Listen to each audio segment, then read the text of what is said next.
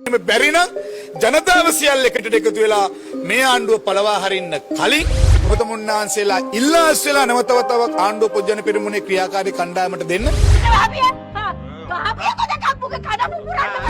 මේ රට කිරීමේ පළපුරුදුම කණ්ඩායමක් පොජ්ජන පෙරමුණත් එක්ක ඉන්න. ඒ නිසා අපි සූදානම් මේ රටේ අනාගත වෙන නායකත්වය ලබා දෙන. ඒක නාමල් රාජපක්ෂ ජනාධිපති වීමත් එක්ක ක්‍රියාකාරීව කරන්න බලාපොරොත්තු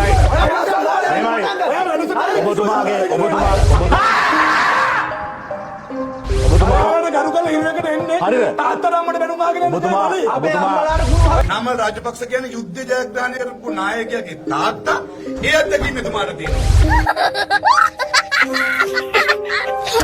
බිල්ලුම වන්න එපා. මේක ගැහුවම යූරිය ගැහුවා වගේ නෙමෙයි 10-12 ගුණයකින් බෝම්බයක් ගැහුවා හා සමානයි මේකේ පළදා වෙන්නේ. මේක අත්හදා බලන්න. පෝර දැක්ක දැම්මම මඤ්ඤොක් කලේ මෙච්චරයි සර්. කාබනික පෝර දැම්මම මඤ්ඤොක් කලේ මෙච්චරයි සර් කියලා පෙන්නුවේ අපිද? දරුණු පරාජය ගැන මේ මොකද හිතෙන්නේ? පරාජයක් කියලා නම් දැනෙන්නේ නැහැ. ඔක තමයි දේශපාලනයේ තත්ත්වය. සාජබේ පක්ෂය හොඳයි. ඇයි? අපේ කට්ටිය සමහර වෙලාවට එහෙ කට්ටිය මෙහෙ මාත් හිටියේ එහෙ.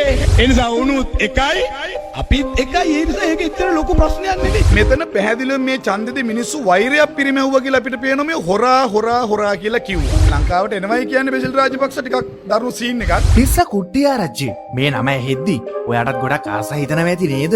මොකද තිස්ස කුට්ටිආරච්චිගේ කතා අහපු කෙනෙක් නම් ඔයාත්. ඇත්තටම ඔයා දන්නවනේ තිස්ස කුට්ටිආරච්චිගේ ආතල්වල තරම. ඔයා ඉස්කෝලේ යන කාලේ ඔයාගේ පන්තියේ තින්නේ නැති මේ වගේ ආතල් දෙන චරිත. ඇත්තටම මේ වගේ මිනිස්සු නිසා තමයි අපි අපේ ලේ ටිකවත් පිරිසිදු කරගන්නේ. මොකද මුන්ගේ ගොන් කතා අහලා ආතල් එකක් ගන්නව ඇරෙන්න මුන්ගෙන් අපිටවත් සමාජයටවත් ගන්න කියලා කිසිම දෙයක් නැහැනේ. මුන් කොහොමත් කළේ මුන්ගේ සුබසිද්ධිය වෙනුවෙන් වැඩ කටයුතු කරගත්තු එකනේ. එහෙමත් නැත්නම් පුරාකන උන්ගේ යට මෙරික උන්ගෙන් යැපෙන්න උන්ව තවත් සුද්ධ කරපු එකනේ. එහෙමත් නැත්තම් ඡන්දෙ වෙනුවෙන් ගල් පැලෙන හෙන ගහන බොරු කිය අහිංසක මිනිස්සු රවට්ටපු එකනේ. මතකනේ තිස්ස කුට්ටි පහුගිය දවස්වල ලංකාවේ මිනිස්සුන්ට දීපු ආතල්.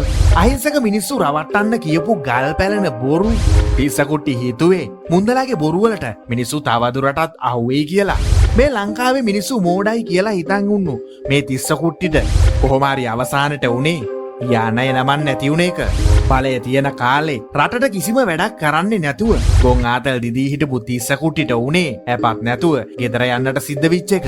කොහොම හරි නහුතටම පැරදිලා ගෙදර ගිහිල්ලා ටික කාලයක් ගොන් ආතල් වලට සමුදීලා හිටපු තිස්ස කුට්ටි මෙන්න ආයෙම ඒ ගොන් ආතල් ටිකම දෙන්න පටන් අරගෙන ජම්මෙට වැඩිය පුරුද්ද ලොකුයි කියලා කතාවකුත් තියෙනවනේ. එහෙනම් ඉතින් මුන්දව ආයෙ පාරක් මතක් වෙන්නත් එක්ක මේ තිස්ස කුට්ටිආරච්චි ජනාධිපතිවරණයේ කාලේ දීපු හොඳම ආතල් ටික බලලයිමුකෝ. ආර්යාව විදියට තමන්ගේ නෝනාව පෙන්වන්න දරුවෝ ටික පෙන්වන්න ඕන. දියුරුම් දෙන වෙලාවට ඇවිල්ලා එකපාරට මාගේ ආර්යාව කියලා පෙන්වන්නේ නැතුව අනුකුමාර සානක මහත්තයෝ ඔබගේ බිරිඳගේ නම කුමක්ද? නම ඒ මොකටද උඹට කසාද බඳින්නද? बहुत तेज हो रहा है बहुत तेज हो रहा है බිරිඳගේ නම හොයලා උඹට කසාදාති කියලා දාගන්නද? බිරිඳ කවුද? ඔබගේ දරුවන්ගේ නම් මොනවා? මොකටද? ඔබගේ දරුවන් ජීවත් වෙන්නේ කොහේද?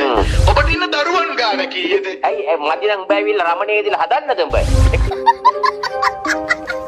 එක්ක උඹ මේ අඬුට ගියා අඬු දරුවෝ නැත්තම් හරි නැත්තම් මම්මගේ ගෑණිය වන්නම් හදලා දියන් කියලා ගියා. අන්න එහෙම ඔක් හරි ඩීල් එකකට ගියා නෑ ඉවරන්නේ. එතකොට මේක ෂේප්.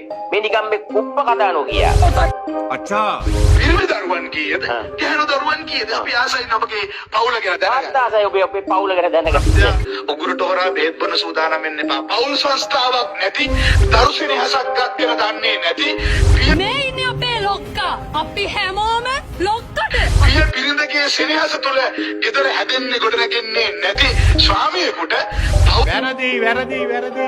පවුලක් නැති, පවුල් සංස්ථාවක් නැති, පවුලක අගයක් ගැන දන්නේ නැති කෙනෙක් රටක් හදයිද කියන පැහැදිලි තර්කයක් අපිට තියෙනවා. වැඩි ප්‍රශ්න අවශ්‍ය නැහැ. අපිට අනුරකුමාර දිසානායකගේ බිරිඳගේ සහ පවුලේ විස්තර ටික කියලා ජනාධිපතිවරන්ට ඉල්ලුවා නම් හොඳයි කියන දේ තමයි අනුර කුමාර ජනාධිපතිතුමාගේ බිරිඳගේ නම මේ තිස්ස කුට්ටිආරච්චිට මොකටද?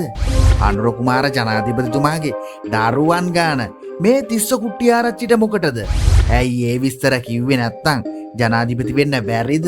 දැන් මුට තියෙන ලොකුම ප්‍රශ්නේ ඔන්න ඕක තමයි. තමන්ගේ වැරදි වහගන්න ජනාධිපතිතුමාගේ පුද්ගලික ජීවිතයටත් ඇගිලි ගහන්න පටන් අරගෙන පේනවනේ දෙන ගොන් ආතල් එක.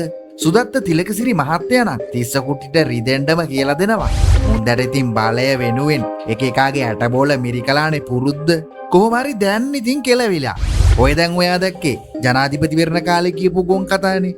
දැන් බලන්නකෝ මුන් දැන් අලුතෙන්ම කියන ගොන් කතා ටික. සීතලට අඳින ජර්සියක් අපි ෆ්ලයිට් එකේ යද්දි යට දාගෙන යන ජර්සිය වඩික පටු නඳිනවා වගේ බඩමැදින් ඇඳලා පටිය තද කරගෙන රාජ්‍ය නායකයෙක් එක්ක ගිහිල්ලා කතා කරනකොට නැති වෙන්නේ හරිනි අග්‍රාමාත්‍යතුමියගේ නම්බුව නෙමෙයි. ශ්‍රී ලංකා ප්‍රජාතාන්ත්‍රික සමාජවාදී ජනරජයේ ගරු අග්‍රාමාත්‍යතුමියගේ රටේ නම්බුව තමයි ඒ කාලා තියෙන නිසා සරලයි කියන්නේ ඒක නෙමෙයි. සරලයි කියන්නේ ඒක නෙමෙයි. සාමාන්‍ය පුද්ගලයන්ට නැති කිසි දෙයක් VIP වලට තියෙන්න බෑ කියලා එක. අද මොකද තියෙන තත්ත්වය? ඒ නිසා මං ඊට අය ගැන කතා කරන්න යන්නේ. ඒ අන්දපු ඇන්දිල්ල. නම රාජපක්ෂ කියන්නේ යුද්ධ ජයග්‍රහණය කරපු නායකයාගේ තාත්තා. ඒ අත්දැකීම එතුමාට තියෙනවා. ඒ අන්දපු ඇන්දිල්ල අපි 2.50ට වට්ටල ඉවරයි. ඒ පිල්ලුම වන්න එපා. මේක ගැහුවම යූරිය ගැහුවා වගේ නෙමෙයි 10-12 ගුණයකින් බෝම්බයක් ගැහුවා හා සමානයි මේකේ පළදා වෙන්නේ. මේක අත්හදා බලන්න. වසන්ත සමරසිංහ සහෝදරයා ඉන්නවා. දැන් නම් මා ලස්සන ඇමති මන් දැක්ක මෝදි අගමැතිතුමා ඉන්නකොට අටපට්ටම වගේ නැවුණා. සජබේ පක්ෂේ හොඳයි. ඇයි අපේ කට්ටිය සමහර වෙලාවට එහෙ කට්ටිය මෙහෙ මාත් හිටියේ එහෙ එනිසා උනුත් එකයි අපිත් එකයි. ඒ නිසා ඒක එච්චර ලොකු ප්‍රශ්නයක් නෙවෙයි. අටපට්ටම වගේ අටට නැවුණ මම දැක්ක විජිත හේරත් අමාත්‍යවරයා වසන්ත සමරසිංහ අමාත්‍යවරයා. ඉතින් ඔන්නෝක තමයි තිස්ස කුට්ටිආරච්චිගේ දැන් තත්වේ. මිනිස්සුන්ට ගල් පැලෙන බොරු කියලා තිස්ස කුට්ටිආරච්චිගේ හැටි මිනිස්සු දැනගත්තට පස්සේ අපත් නැතුව පැරදිලා ගෙදර ගියපු තිස්ස කුට්ටිආරච්චි වෙන්න දැන් අග්‍රාමාත්‍යතුමියගේ ඇඳුමක් ගැන කියවලා වැළලෙන්න හදනවා. ඡන්දෙන් පැරදිච්ච මිනිස්සු මොකටද අග්‍රාමාත්‍යතුමියගේ ඇඳුමේ ගුණ වර්ණනා කරන්නේ? කියන්න දේවල් සිංහ ශ්‍රී අපිව සබ්ස්ක්‍රයිබ් කරලා බෙල් අයිකන් එකත් ඕල් දාලා දිගටම අපිත් එක්ක එකතු වෙන්න කියලා ඉතාමත් ආදරෙන් කියන ගම නැවතත් මෙවැනිම වැදගත් වීඩියෝ එකකින් හමුවනතුරු ගිහින් එන්නම්. සුබ දවසක්. බිස්නස් කොහමද? අපිට බිස්නස් අවුරුදුත් නෑ. අනුරට ඡන්ද දීලා. අනුරට කාලා තියෙන්නේ දැන්. ආයේ. බිස්නස් නෑ. බඩුත් මිල වැඩි ඔක්කොම. අනුර රජ වෙනවා. ඔක්කොම එහෙම තමයි. අනුර කියලා